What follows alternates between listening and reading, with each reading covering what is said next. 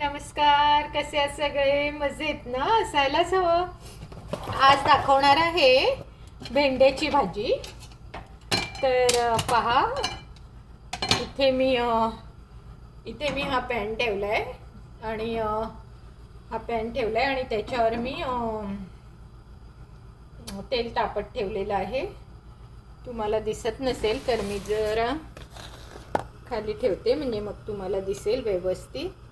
आता तुम्हाला दिसत आहे हे बघा, हे पॅन ठेवलं आहे आणि त्याच्यावर मी आता ह्याच्यामध्ये मी मोहरी टाकते. बघा, मस्त तेल तापलंय. मोहरी एकदम तडतड तडतड तडतड उडायला लागली अंगावर, म्हणजे एवढे छान तेल तापलेलं आहे. त्याच्यावरच मी आता जिरं टाकते. जिरंही छान फुललेलं आहे. आणि हे पहा, ते धुवून स्वच्छ कापून भेंडे ठेवलेले आहे. तर हे मी आता टाकत आहे.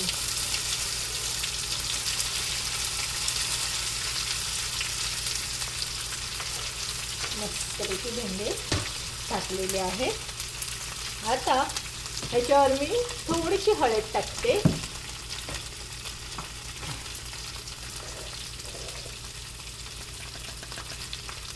हे बघा, थोडीशी मी हळद टाकली.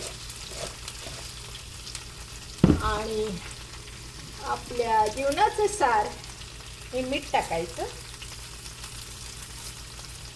आणि हा आपला मालवणी मसाला टाकायचा.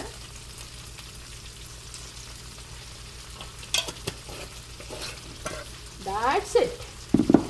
अजून काही तुम्हाला करायचं नाहीये. आपली मस्त. आणि मी हिंग आता टाकते थोडा.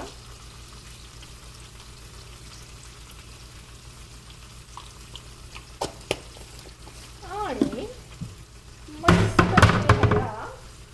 ढवळून घेते. मस्त सुगंध सुटलेला आहे, कारण का आपलं तेल छान तापलेलं, त्यामुळे फोडणी इतकी मस्त बसलेली आहे. मेन भाज्यांना काय असतं तर फोडणी चांगली बसली पाहिजे. फोडणी चांगली बसली आणि मीठ मिरची व्यवस्थित तुमच्या हातून पडलं की ती भाजी एकदम अप्रतिम होते. आणि बघा, आपल्याला किती वेळ लागला. तुम्ही व्हिडिओचं टायमिंग बघू शकता. आत्ताशी जस्ट 3 मिनटं झाली आणि अजून 2 मिनटं शिजायला लागतील. म्हणजे 5 मिनटात आपले भेंडे इतके छान रेडी होतात की तिला बनवायला 5 मिनटं लागतं, मग खायला 1 मिनटंही पुरेल.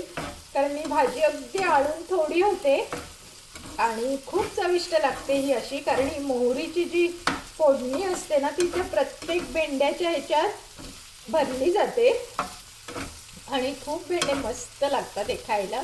तर बघा, हे असं करून तुम्ही काय करायचं, ह्याच्यावर हे सगळे भेंडे मात्र त्याला सगळ्याला ही फोडणी लागली पाहिजे. कुठेही तुम्हाला असं पांढरा भेंडा ठेवायचा नाही. आणि ह्या पॅनमध्ये ना कुठेही मोहरी नाही ठेवायची. मोहरी शक्यतो ना तुम्ही अशी खालून घेऊन या भेंड्यांमध्ये भरण्याचा प्रयत्न करायचा. म्हणजे आपण ते भरले भेंडे कसे करतो, लाईक तसेच. आता हे बघा, ही मी सगळी माझी मोहरी जी होती की नाही, ही मी सगळी अशी पॅनमधून काढून त्या भेंड्यांमध्ये भरलेली आहे. तुम्हाला दाखवीन मी नंतर शिजल्यावर. आणि आता काय करायचं, हे सगळं असं टाकून त्याच्यावर थोडा लिंबाचा रस टाकायचा. जर तुमच्याकडे लिंबू असेल तर लिंबू टाका, नाहीतर मग हे असं रेडीमेड मिळतं लिंबाचा रस, तोही टाकलात तरी चालेल.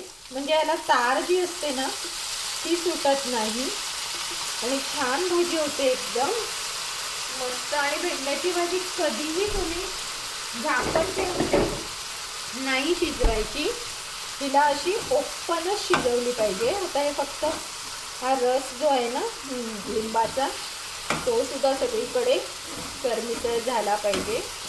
आणि आपले भेंडे एकदम कोवळे होते ना, त्यामुळे त्याला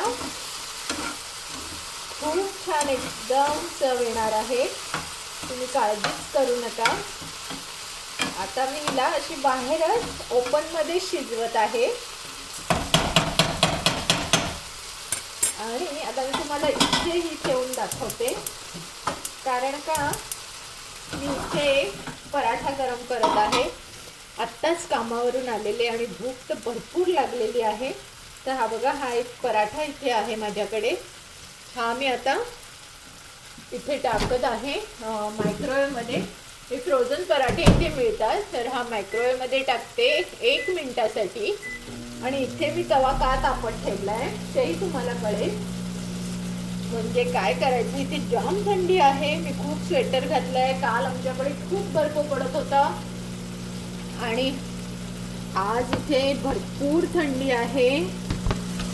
त्या थंडीतून मी कशी वाट काढलेली आहे. आता कामावर जाऊन आले, भूक तर भरपूर लागलेली आहे.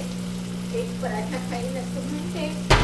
इथे मग आम्ही असं काहीतरी प्रकार आणून ठेवतो जेणेकरून पटकन आपल्याला खायला मिळतं.